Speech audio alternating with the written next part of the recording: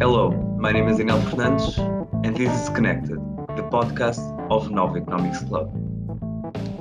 Today, our guest is Pedro Brinca, professor and researcher of macroeconomics at Nova SPE. Good afternoon, Professor. For our first question, universal basic income has been discussed as a possible solution for negative labor demand shocks caused by AI-caused automation. What role of a UBI, what What role would a UBI have in this type of situation? And do you believe that, along with complementary measures, a UBI would be a sufficient answer for workers specialized in areas which were turned redundant by advancements in AI? Okay, so regarding artificial intelligence and universal basic income, well, the first thing is try to understand what is it that it's similar and what is it that it's very different from what happened before. I mean, having technology disrupting labor relations is nothing new. I think it was Jonathan Hargreaves in the 18th century had to run away from his city after having invented the mechanic spinning wheel or something to use in the textile industry, which made huge improvements in the capacity of machines to build or to manufacture cloth, and thus decreasing the demand for manual workers. So the workers got together and tried to, they went to his house and trashed it, destroyed their shop and everything. And labor disruptions are not, or technology disruptions in labor relations is not something new. It's been there for a while. And we've all seen many professions disappear in the meanwhile, right? So what is it that it's different this time? Well, what's different this time is the speed at which this is happening, right? So before, this kind of technological transitions would take a while to make people, I mean, you had a couple of generations through which all these adaptations would take place. But now, the degree at which innovation um, is happening, it's so fast that and so impactful that you have people that joined the labor markets in the 80s, in the 90s, that today they're obsolete. They had to complete change sectors even, and that's the big difference, is the speed at which things are happening. And COVID just accelerated it a lot. Okay, COVID just accelerated a lot. So everything that was coming from, having technology substituting people, think about going to the gas station, through the last 10, 15 years, you stop seeing people who fill up your gas tank. You have to come out and, service yourself with a ATM machine. Or if you go to McDonald's, now you have the tactile screens, so you have a lot less employees. With COVID, all of this, became much faster. And you can see that, for example, in the banking industry, where, people, especially when it comes to money, and especially older people, they don't like to use the internet because they are afraid of getting conned and stuff. But now with COVID, they had no other option, so they had to do it. So they were forced to adopt digital technology, right? And the thing about this is that, if COVID can go away, but they don't forget, how to use online banking anymore because they were forced to use it. So, what you see in the banking industry are huge labor restructuring happening because all of a sudden you don't need as many agencies because all of a sudden you don't have as many clients wanting face-to-face contact. So that's one. I mean, you can also see a similar pattern for the pharmaceutical industry, where the medical delegates, they are also dwindling, by the numbers. Before all these technologies of remote conference calls and stuff like that, I mean, they existed, but people had never been forced to use them. And, being forced to use something has, revealed itself to be quite effective at adopting those platforms. And now, a lot of the talks between medical delegates and medical doctors happens precisely through platforms like Zoom or Teams or Skype or whatever, because now they are ubiquitous. I mean, everyone knows them and everyone uses them. So they're also scaling down a lot the number of workers they have working as delegates. Now, so COVID accelerated this a lot. Now, the idea of the universal basic income comes under the idea that all these advancements they happen in a way that render work kind of you know less and less and less important, and thus what's going to happen is that there won't be jobs for everyone. So I'm not a very big kind of fan of that reading because I don't think we are anywhere near of having some fantastic AI technology that can just be our slaves and pamper us throughout all our lives. I think there are plenty of jobs for that are needed for which you can't have machines or algorithms substituting for. So as long as people have some sort of mobility, as long as people can be reskilled, they will find jobs in other sectors. And there are sectors who are increasing labor demand. Okay. So geriatric care, for example, is one of them, right? So Western population is aging. You need more and more people to take care of old people. You can't really have a computer yet doing that.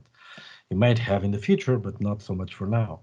So, until the day comes when you have those humanoids that you can't distinguish from a real person and that has the same level of creativity and, can substitute us completely, I don't think that, that labor Armageddon is to be worried about, at least not in the next, I don't know, 50 years or something at least.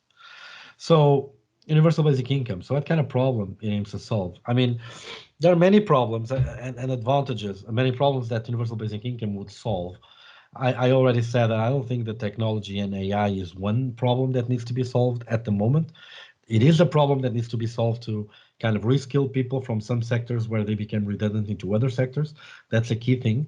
But I don't think that universal basic income actually facilitates that. On the opposite, right? It can actually create incentives for people not to be reskilled.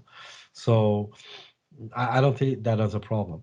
I see other things where some sort of universal basic income policy would be useful, which is, for example, a lot we spend a lot of resources on compliance, on seeing if you are eligible for some program, and then controlling if people are abusing the system.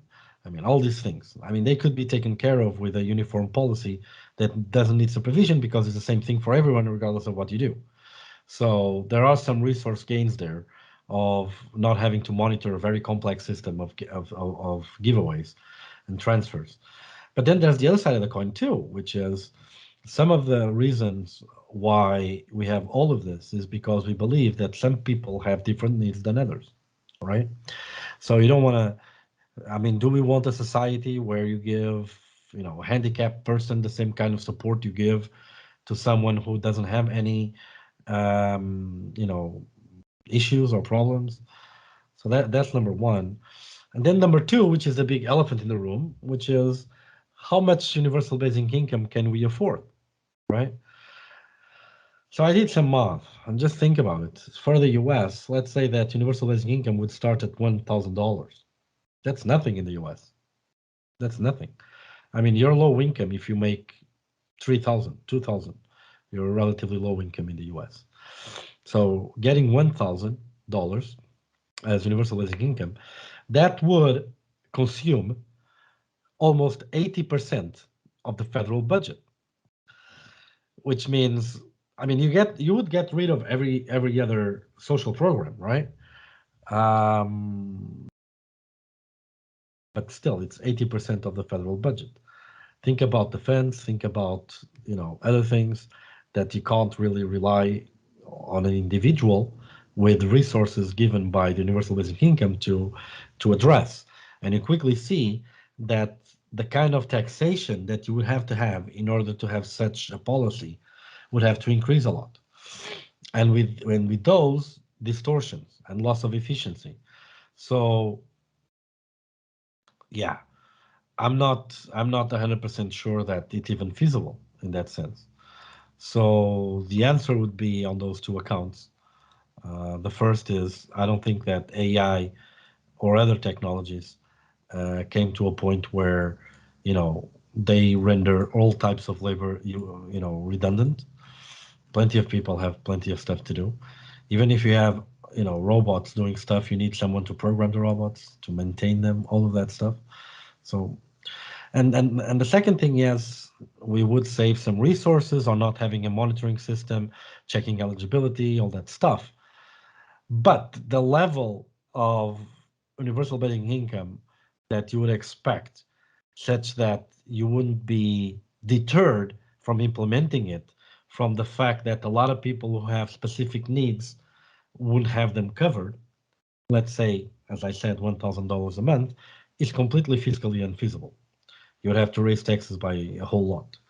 So I'm not a big kind of, you know, I'm not that excited about universal basic income. I don't think that it's such a hot topic idea just yet. Maybe it will in the future if we have those kind of disrupting technologies. But for now, I'm a bit skeptical about it. Okay, thank you for your answer. For our second question, let's talk about inflation. Another possible side effects of ABI is an increase in national expenditure, which could lead to inflation. What are some of the possible solutions for this problem?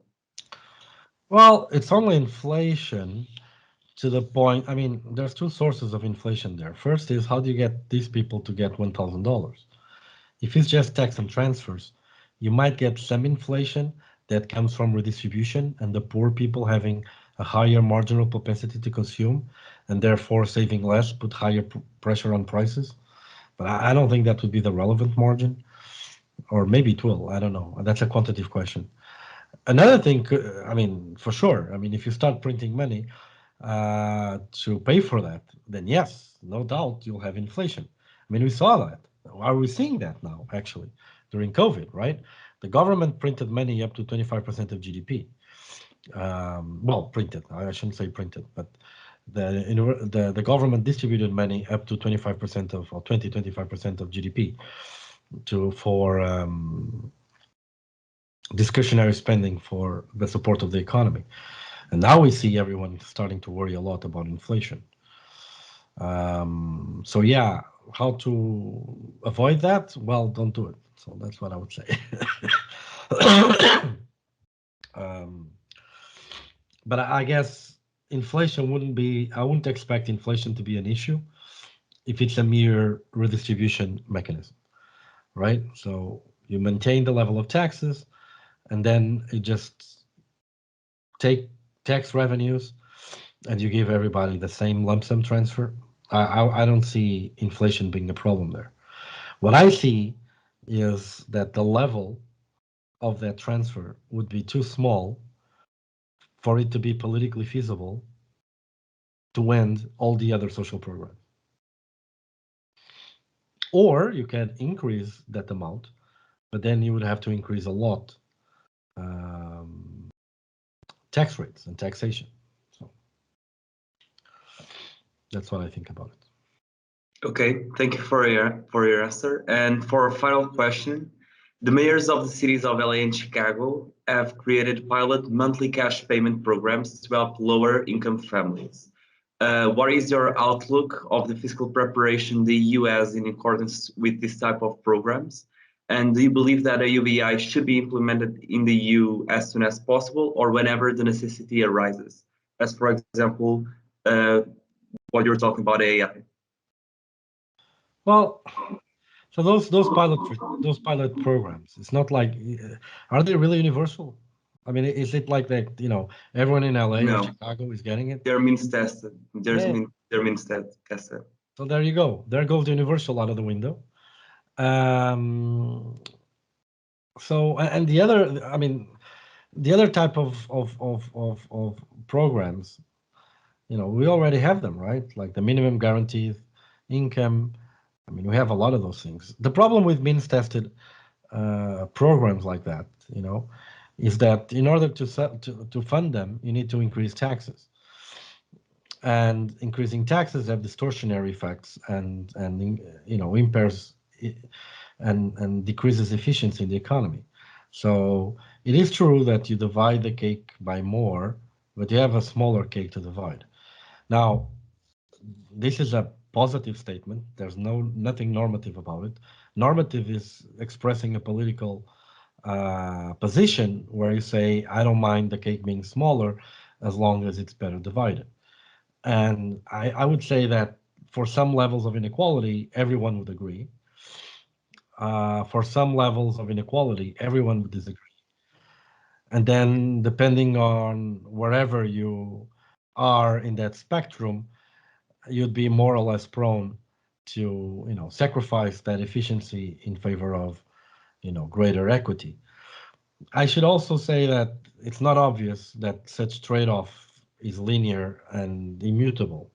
You can find situations where you can decrease inequality and increase efficiency and growth, especially in developing countries. In developed countries, I'm not so sure. But in developing countries, sure, there is scope to increase both equality and efficiency. But should they be implemented? I mean, it's a case by case, and universal basic income means many different things to many different people. So, are we going to go up with a flat tax rate, substituting it or not? For example, and are we dropping out every other transfer programs like Social Security and all the other kind of support systems that exist? Do we drop them or not? So it's too much of a general question to have just such a definite answer, right? Because it depends a lot on this, all of these details. But in this purest form, I think the biggest problem to it is that the universal basic income that could be supported from the current tax structure would be too low to be politically feasible. Because, I mean, that's the math I did for the US, right? $1,000 means 78% of the federal budget. So I don't think under those kind of values that it would make sense to have such a program. But yeah, that's what I would say. Okay, thank you for your answers. This concludes our interview. Thank you for coming, Professor Brinca. Thank you.